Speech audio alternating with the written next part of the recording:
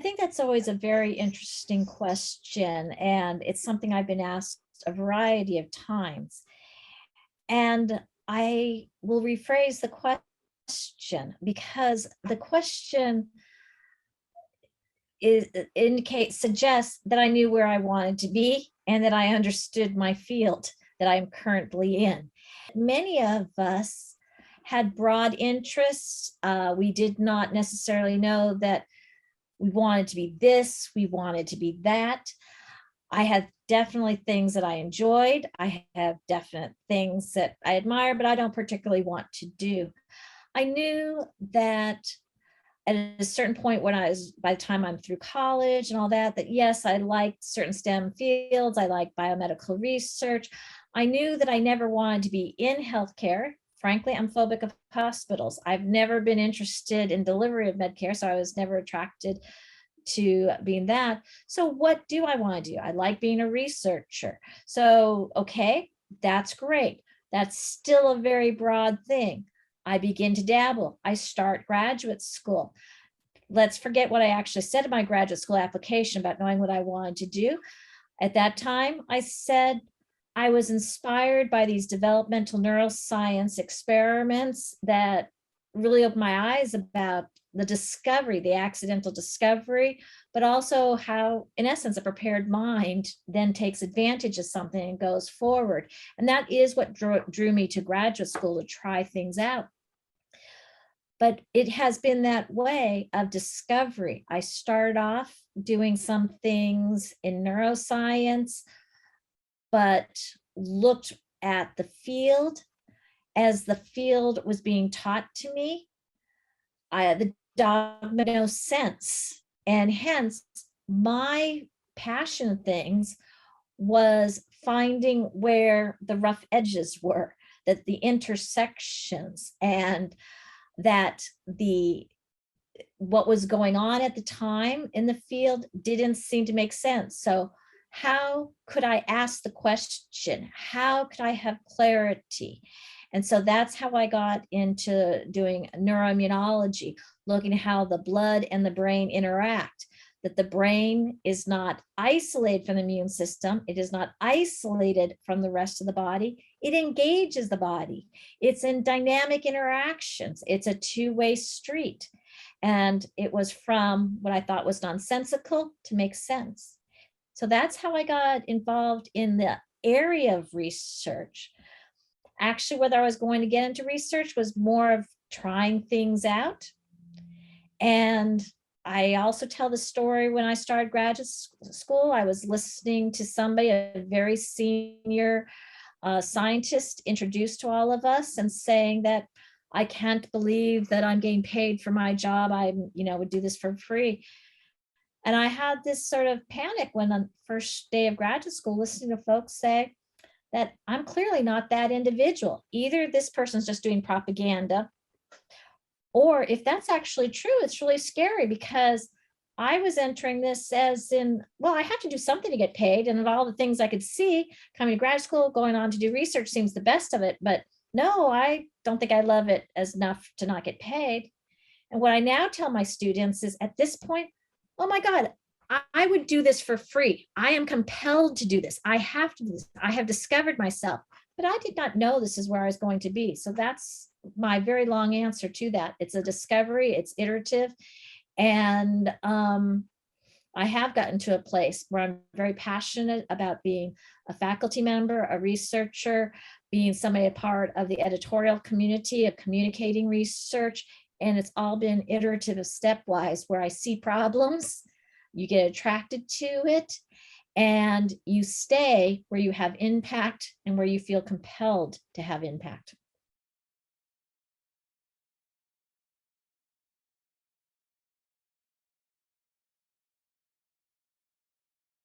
That is a huge question, and I wish I had all the answers. I don't have all the answers. I think I'm actually part of work groups that are trying to address many things about access, many things that are unfair, that are making the disparities and the differences and the difficulties greater for those who are not as represented as they should be. But part of the first thing that I think is important that we can all do, even without resources, is be honest about the journey, be honest about what's going on. And that's why I actually started with the first question you asked me, that no, I did not know where I was going. I was a discovery process, because otherwise you'll react how I did at the very beginning, which is, oh my God, maybe I'm the only one in this first graduate student group who doesn't fit in, because they all seem to be drinking the Kool-Aid, that they seem to know where they're going. They seem to do all of this and they see a straight path. So I think it's being very honest about the path, being very honest that things can look in a straight line when you look backwards, but there's a lot of challenges. I think it's also understanding and being very honest about the average path to get to this point in science, as a faculty, as a researcher, as head of an advocacy, whatever you want to be doing, is that you don't have to do it the way, the putative average way or the normative way. I have done, by any course of things, a very circuitous route to where I am. When I experienced it, if you look backwards at my CV, it writes up as if it was a plan to get here. But I've done things very differently. I had young kids in graduate school. I had both my kids in graduate school, did various kinds of the way I organized my life. It looks like I did certain experiences on purpose, but some of them were me exploring things. So that's the first thing, letting people know you don't have to do the average way. And this thing saying, well, to be successful, you have to do this. Just don't buy into that. That's full stop. Do it different, because that's how you're going to be. Be okay to do it different. Allow different metrics. Allow different routes. Look at what did people gain by the route they got to. Did they make a lot from the resource they had? If they had few resources and they got to this high, well, versus somebody, so if somebody started here and got to this high, or somebody started here and got to that high, I want the first person, even if the second person technically got higher. And these are the things that we have to look at. Tell the truth about the journeys, use different metrics, look at what people do with what they are given and what they are bringing to the table. I think that's part of the dialogue. And the rest is resources, access, and all of that. But I think that's something that we can all do.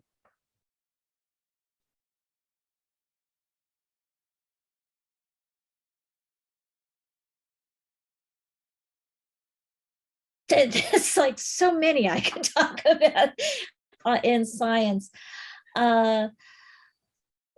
Science by itself for anyone is challenging. It's a field where if you're doing it well, you're always doing something unknown.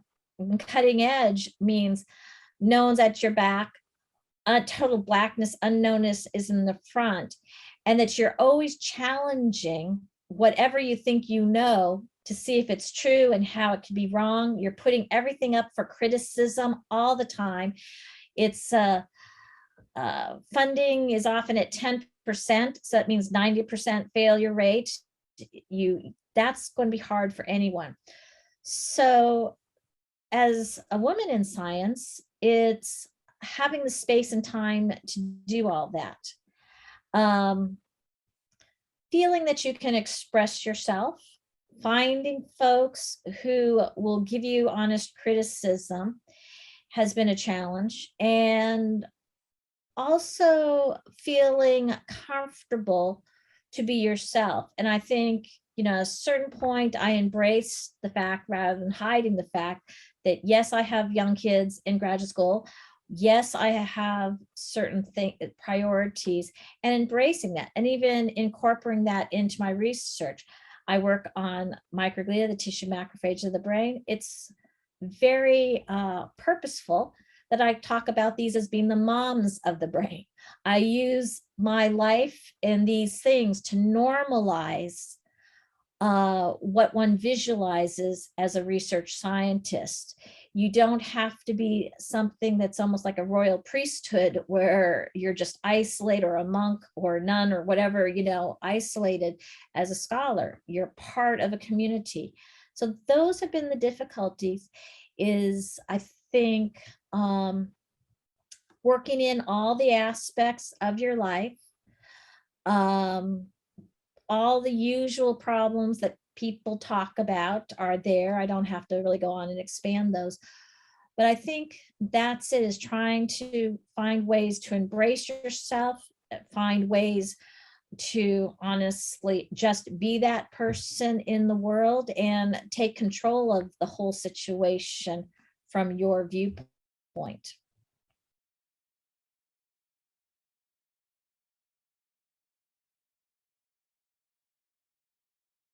Enjoy it and use that as your leading drive. If you're going to enjoy it, it helps get through the tough parts, okay? Because there's always a tough part. If you enjoy it, if you're looking for just something that you're going to find to enjoy, if you're not enjoying it, that's probably not where you want to keep developing it. It's not like it's going to be 100% joy, but that allows you to put real effort in it. You're always having to balance priorities. So there's got to be something that's rewarding. If you're going to enjoy it, you've got to surround yourself by colleagues who help you do what you need to do.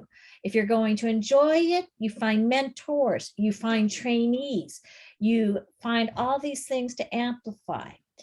If you're going to enjoy it, you're going to read what you need to read in this. You're going to become part of these communities. And so enjoy it, find a community, form a community, foster a community, be benefited by a community. I think these are all the things that I would say. And there's so many ways to do that. And so just reach out and keep asking till you find what you need.